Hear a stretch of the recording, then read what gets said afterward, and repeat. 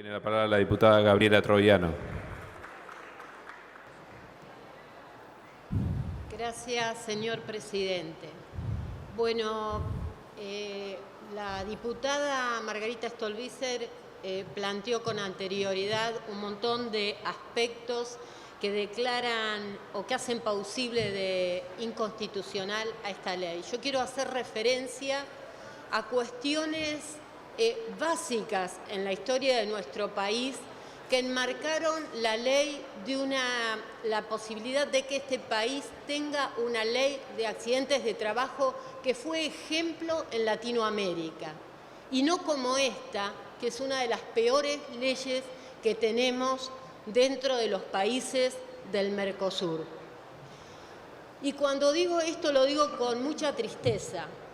Nos da mucha tristeza que después de tantos años, de tantas luchas y huelgas de los trabajadores, donde eran reprimidos y morían tratando de defender sus derechos, hoy estemos claudicando en un derecho tan elemental que es defender la salud de los ciudadanos argentinos y defender la salud de los ciudadanos que trabajan, la salud de los ciudadanos que pueden, a través de su trabajo, llevar el alimento a sus hogares.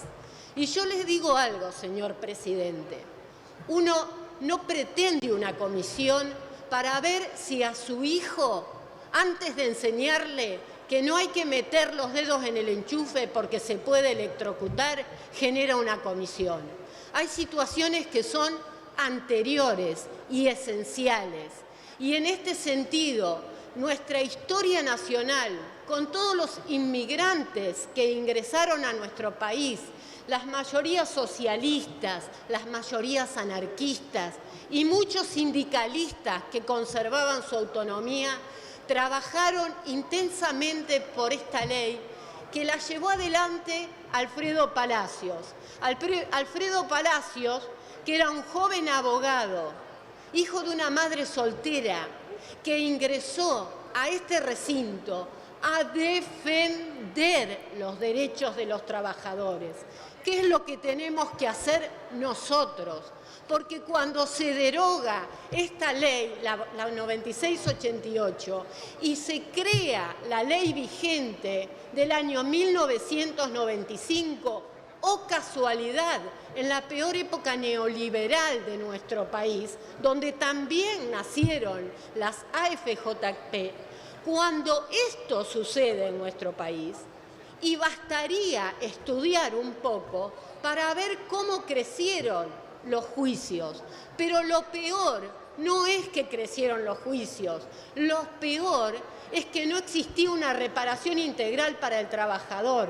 Lo peor es que si no hubiese sido la justicia, con fallos ejemplares, como bien lo declaran en varias propuestas de proyectos de modificación que existen en este Congreso sobre el tema de ART y que estaría bueno verlos, estos fallos ejemplares produjeron la posibilidad de que los trabajadores pudiesen, a través de la justicia, defender sus derechos. Esto es lo que hoy se priva con las comisiones médicas.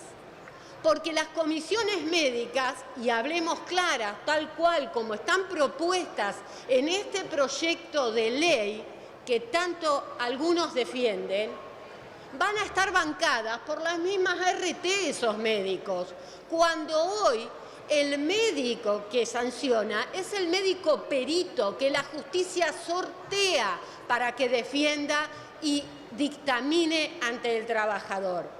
Estas condiciones son vulneradas en esta actual ley y esto es lo que nosotros tenemos que rever.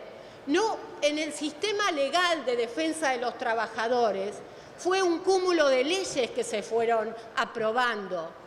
Hubo muchas investigaciones y recordarán los cordobeses el informe Vialet-Macé sobre las condiciones de la clase obrera en el año 1905, que estaría bueno releer.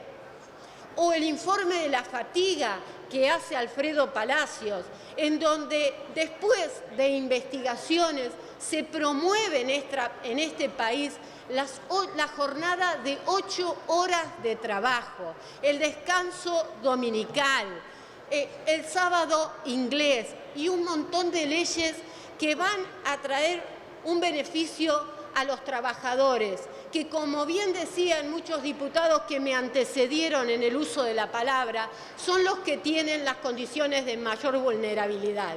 Existen otros proyectos acá. En 1988 se trae de la mano del diputado Guillermo Esteves Boero un proyecto de comités mixtos de seguridad e higiene. Fue representado reiteradamente por él hasta su muerte y ahora tiene vigencia en este Parlamento, presentado por el diputado Hermes Wiener. No se trató nunca. Sin embargo, en el año 2008 se aplicó en la provincia de Santa Fe y a partir de su vigencia en el 2009 y hasta este momento se bajó el grado de accidentes de trabajo en un 22%. Esto hizo que otros países de Latinoamérica lo tomaran como ejemplo y crearan esos comités mixtos de seguridad e higiene, donde participaban también las pymes. Se negaron al principio, participaba el Estado y participaban los trabajadores. Hasta que después de más de 2 años de funcionamiento, plantearon lo importante que había sido, porque sus trabajadores no solo no se accidentaban, sino que además ellos tenían una continuidad en el trabajo y no tenían que estar permanentemente formando a trabajadores. Y los trabajadores y sus familias estaban muy felices porque no tenían dentro de su familia una persona discriminada, como es discriminado hoy una persona con discapacidad en nuestro país, producto de la incapacidad. Ahora, si nosotros investigamos lo que la Superintendencia de Riesgos de Trabajo nos plantea, nos vamos a encontrar que el grado de litigiosidad producido es producto de que en el listado de enfermedades que existen y que se tienen en cuenta son, lo dijo un compañero que antes me antecedió en el uso de la palabra, son 44, mientras que la OIT, en su protocolo, que tiene carácter constitucional en nuestro país porque fue aprobado por este Parlamento en el año 2011, establece que son 105. Entonces acá se produce una diferencia de enfermedades profesionales, y tengamos en cuenta que las psicosociales no están tenidas en cuenta, que produce que, como la comisión médica no la tiene en cuenta esas enfermedades, no le queda otra cosa que al trabajador que litigar e ir a reglamentar. O sea que es el mismo Estado que produce el grado de litigiosidad. Ahora, nosotros, este proyecto de ley se presenta en noviembre de 2016 en la Cámara de Senadores. En extraordinaria sale en diciembre. ¿Pero qué se hace? Se busca el camino más corto y se presenta un decreto de necesidad y urgencia en enero, cuando este gobierno ha planteado, cuando iban de candidatos, en donde iban a tratar de no hacer uso de los decretos de necesidad y urgencia. Y no solo se hace uso, sino que se busca la conveniencia en tiempo y forma. Se les trabó en la bicameral y entonces llegamos a esta instancia. En muy poco tiempo de debate, pero no porque no existieran proyectos para debatir.